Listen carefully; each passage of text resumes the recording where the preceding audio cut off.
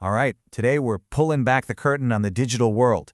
We're going to trace that invisible, totally lightning-fast journey that every single program takes. From just an idea in someone's head to the pixels lighting up your screen right this very second.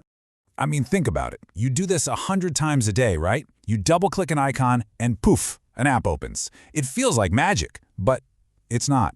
It's actually this incredible high-speed chain of events. So what really goes on in that tiny split second between your click and the program actually showing up? So, if you boil it all down, the basic path looks something like this. You've got someone writing code, then, some magic happens inside the computer and bam, things just appear on your screen. You're watching a video, you're sending an email. Well, today we are going to get right into that magic part and see what's actually going on under the hood. Okay, so let's start at the very beginning. And, our story doesn't actually kick off with circuits or electricity. Nope, it starts with a person. It all begins with a human idea that somehow, some way, needs to be explained to a machine. It doesn't matter if we're talking about a simple calculator or some massive, complex video game. It all starts as an idea. A programmer takes that idea and translates it into instructions using a language we can understand, something like Python or C++. These languages are great for us. They let us write simple commands like add two numbers. But, and this is the huge problem, computers don't speak Python. They don't speak English. They don't speak any of our languages. And this right here just lays it all out, doesn't it? On the left, you've got code that makes sense to us humans. On the right, you've got this stream of ones and zeros. That binary code, that's the only language a computer's brain, its processor, actually understands. So the big question is, how in the world do we bridge this massive communication gap? Well, we need a translator. Simple as that. This is maybe the most crucial step of the whole process, where our human-friendly instructions get turned into a language the machine can actually do something with. And there are basically two main ways to do this, and I love this analogy. First, you've got a compiler. Think of it like someone who translates a whole book from start to finish before it ever gets published. All the work is done up front. Then you have an interpreter. This is more like a live translator you'd see at a conference, translating what's being said sentence by sentence, on the fly. See? Both get the job done, but they go about it in completely different ways. Now, for any of this to work, the software translator and the computer's hardware, the CPU, have to be on the same page. They need to agree on a set of rules. And that rulebook is called the Instruction Set Architecture, or ISA. Just think of it like the official dictionary and grammar guide that they both promise to use. It makes sure that when the software says add, the hardware knows exactly what add means. So once the translator has worked its magic, what do we have?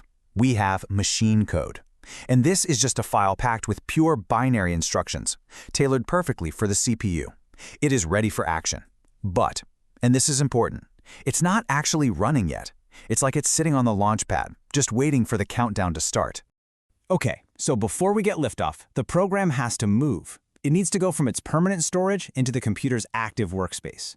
This whole next part is about getting everything in the right place at exactly the right time. So after that translation, your program just sits there as an executable file, one of those .exe or .app files on your hard drive. And the best way to think about this is like a book on a library shelf. All the information is there, it's ready to go, but it's not being read, it's just waiting. Then you double-click the icon, and that's the signal. The operating system jumps in, grabs that program from the relatively slow hard drive, our library shelf, and loads it into RAM. Now, RAM is like your desk. It's a super fast workspace where everything is right at your fingertips. The CPU needs that incredible speed to do its job without waiting around. All right, so the program is on the desk, the book is open, but where does the CPU start reading? Which line? Well, that's where something called the program counter comes in. It's a tiny, super fast little pointer inside the CPU itself in a spot called a register.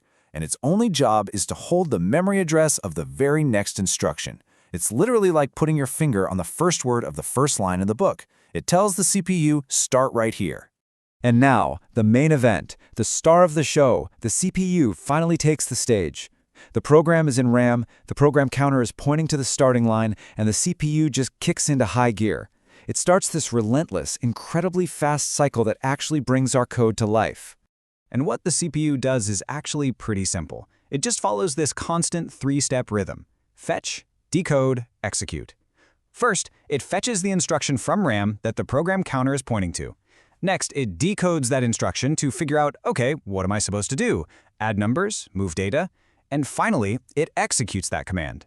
And then it does it again, and again, and again. So, how fast are we talking? Get this. A modern CPU can run through this entire fetch, decode, execute cycle more than 2 billion times per second. It's a speed that's almost impossible to wrap your head around, and it's the reason our computers can do what they do. Just moving your mouse across the screen, that's triggering millions and millions of these cycles. So at this point, the CPU has done its job. It's been calculating and processing at these insane speeds, but we're not quite done. There's one last final translation that has to happen. We have to turn all of that internal binary stuff back into something that we as humans can actually see and hear and understand. Right, because the CPU's final answers, they're still just ones and zeros. It's just binary. For that to mean anything to us, the program itself has to translate it back. So, for example, it uses a universal standard. Think of it like a digital dictionary or a lookup table, and it sees the binary for the number 65 and says, ah, okay, that means I should show the letter A on the screen. Okay, so once the output is ready for human eyes and ears, the operating system takes over one last time and sends these final signals out to your devices. Your monitor gets the data and turns those ones and zeros into tiny little lights, your pixels. Your speakers get data and turn it into the vibrations we hear as sound. This is it. This is the moment where the purely digital world finally crosses over and becomes a real, physical experience for us. So let's just do a quick recap of that whole amazing journey. 1. A human writes code. 2. A translator converts it. 3. It gets saved to your disk. 4. The OS loads it into superfast RAM. 5. The CPU begins its fetch, decode, execute cycle. 6. The program converts the binary results back into something we understand. 7. The OS sends that output to our devices. And finally, 8. Those devices show it to us. That's the whole story. Look, if that still feels like a lot to take in, here is the simple mental model you need to remember. Just burn this into your brain. Code goes to a translator, then to RAM, then the CPU, and then back to a human. That little flow right there, that's the fundamental story of pretty much all software.